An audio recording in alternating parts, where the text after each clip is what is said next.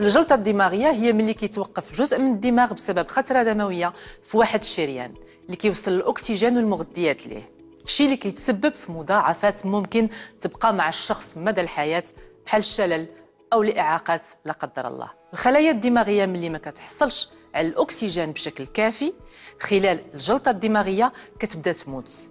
هنا كيجي دور الإسعاف السريع خلال ال4 ساعات الأولى إلى أمكن، لأن كل دقيقة في هذه الحالة هي مهمة لحياة المريض.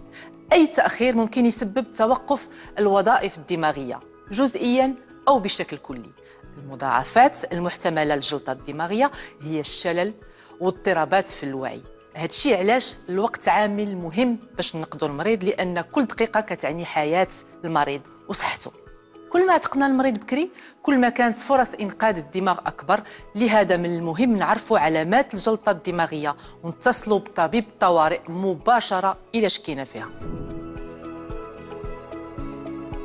من الأعراض تنميل وارتخاء في عضلات الوجه والذراع والساق خاصة في جانب واحد من الجسم، كذلك صعوبة في الهضرة والفهم، وصعوبة في الرؤية في العينين بجوج أو وحدة، صعوبة في المشي مع الدوخة وفقدان التوازن، أيضاً ألم قوي في الرأس ورغبة في التقيؤ. بالنسبة للفحص فهو كيتم عبر تصوير مقطعي للدماغ سكانير ولا ليغان.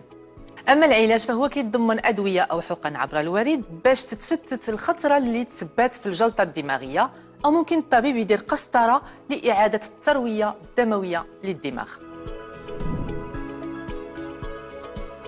من أكثر عوامل الخطورة اللي كدير الجلطة الدماغية هي ارتفاع ضغط الدم تونسيون، داء السكري والسمنة، أيضاً ارتفاع نسبة الكوليسترول الضار في الدم، التخثر أو النزيف، التدخين والعادات الغذائية الخاطئة مع عدم ممارسة الرياضة بشكل منتظم، وحتى الضغوط النفسية والعصبية.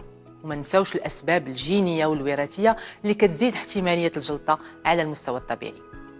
للوقاية خاصنا نتبع نمط حياة صحي، يعني تغذية متوازنة وممارسة الرياضة مع عدم التوقف التلقائي عن أخذ العلاج، والابتعاد قدر المستطاع على التوتر العصبي، وأكيد الفحص الطبي الدوري مع التقدم في العمر. مشاهدي الأفاضل، إلى هنا انتهت حلقة اليوم. نشكركم على المتابعة، تمنياتنا لكم بالصحة، وموعدنا يتجدد معكم في حلقة أخرى وموضوع طبي جديد. إلى اللقاء.